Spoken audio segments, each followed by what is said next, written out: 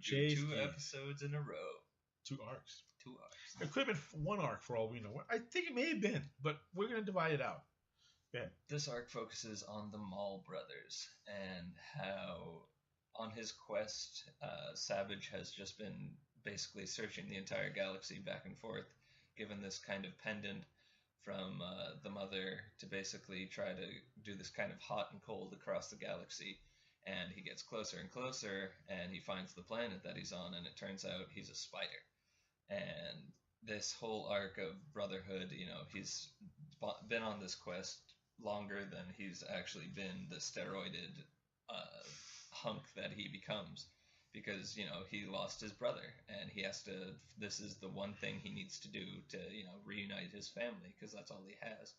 So he does that, and it's just a phenomenally well done arc. They show like the grief and the suffering that Maul has just been corrupted with his inner dwellings, and they bring him back, and they literally pull out all these clouded thoughts in his head, and it's just a phenomenal metaphor that they show with that, with an actual literal representation of ripping out those thoughts, and yet he still has revenge set into his mind. And that one key element is what brings him back to Obi-Wan, because Obi-Wan is the one who slayed him, left him for dead on Naboo, and with that one thought in mind, he's going to continue forever fighting these Jedi, just because Obi-Wan did him wrong that one time. Even though he killed the Master, and this fated rivalry continues, because when you see episode 1 and 2, you don't think, he's gone. He can't come back. He possibly can't come back. And I remember the controversy of Maul coming back, and everyone, when this show was, live, people were like, oh, this is ridiculous. They turned him into a spider? What are they thinking? But they do it in such a way that you realize there's much more to his character that could have been and is now done because of this. Because, sorry, with episode 1, you have George Lucas and everyone saying, oh, episode 1's terrible, it's the worst one, there's Jar Jar Binks, there's nothing redeemable in it. But then you take Clone Wars, the TV show, and you see that Maul and his brother, they have such an interesting bond and unity over this one theme of revenge that they just, that fuels their hatred. And I really like that in the character development. Well, the Brothers in Revenge, again, is part of this, maybe it's part of a 4 episode, we don't know. It's brilliantly done. It's a 5 out of 5 for me, easily. It shows one, first of all, again, what kid will watch the show, I'll never know. The descent into madness you see when they find Maul is really intense. It's extremely intense.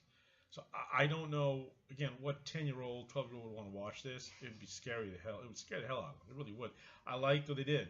They have the snake who kind of brings him there. Again, there's a lot of the, as we know, they like to use a lot of this kind of mythological and iconography. So it's a snake that tells you lies, but tells you half-truths and gets you to where you think you want to go. So it's all part of, it's really well done. So they do that. So I like how they use the snake for that. And when he's discovered by his brother, the brother and him, they are united. And even though they've never seen each other before, they do bond because they're brothers in the end, and they share a commonality, and it overcomes a lot of things, even though they've never met. And then we get to Revenge, sorry, no, not Revenge. When you get to, was it Revenge? Yeah, Revenge. You get to Revenge, you see, was that the one where she, yeah, no, sorry, it was in Brothers, where she pulls out the dark stuff. Yeah, she uses all this great magic to just kind of reform him and fix him, and it's really well done. And again, it shows that they're part of this natural world that the other groups are not, and and that the machines are not. And she rebuilds him and gets him better again, and then leaves because she's there to help. And then when she's done, that's on them. That's on them. So it's interesting in that respect.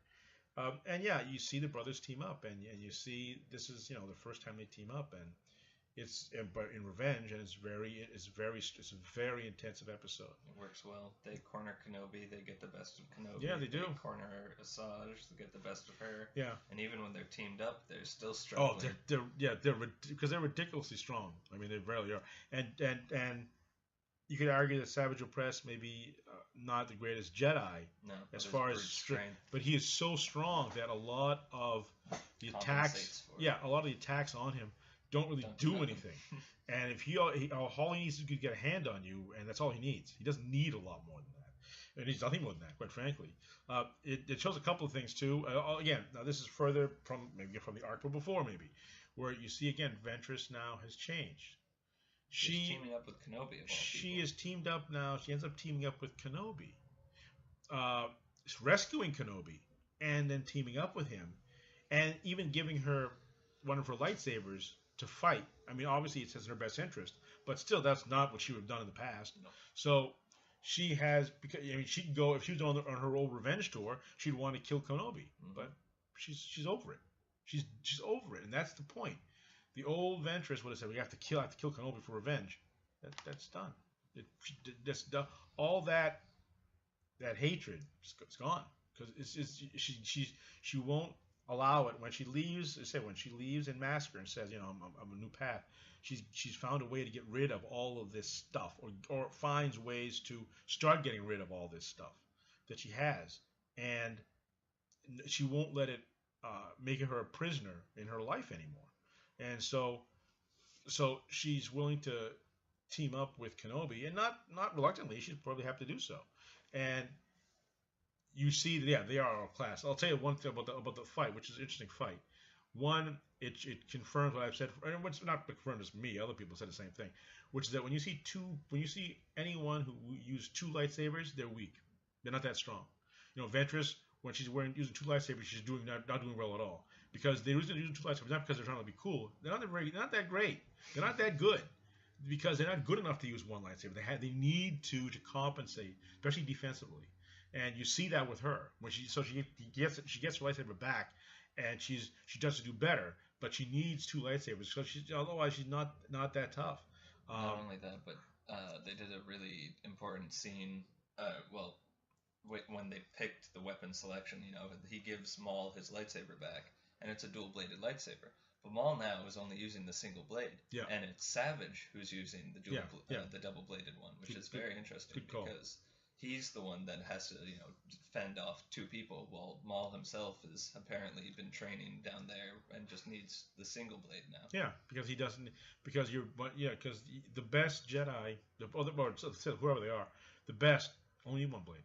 You don't need more because you're good enough to do it with one. That's why Grievous needs like 20 blades, right? And that's why he's defeated in the film by Obi-Wan with one blade. With the blaster. Yeah, a blaster with just one blade, because you don't need 20 blades. Because if you know what you're doing, why do you need 20 blades for? Yep. So it's not a strength. It's a weakness. I bring that up because that's important. And I said, but it's a very good fight. And again, you see Ventress further moving away from who the person she had been for so long, and you see this very powerful, strong team up, which is felt, by the way, on both sides of the Force, of this group. And they say, and interesting that both sides see this as chaos, see this as because they are both lawful groups. As I was saying, I play D&D, so lawful evil and lawful good. Yeah. But they both are lawful. They both have structures. The dark side, both have a rigid structure system. Not that they don't, and they obey them. Whereas this is something they can't control. So it's outside the purview of not just their war, but their methods. Because you've got a new group who says, well, we don't want to be part of either one of you. Well, that can't be allowed.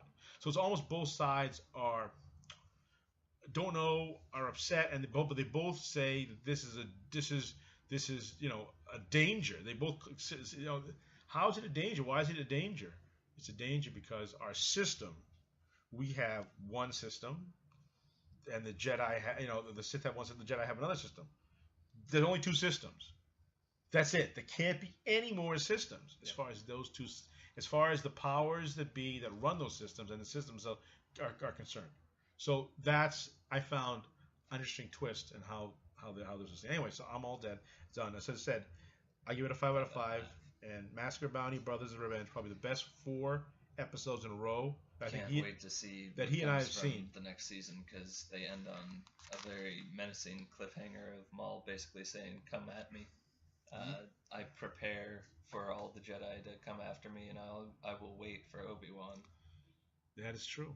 Alrighty, well, until next time, same bat channel. Whatever. There you go. You take care, man. Bye-bye. Bad.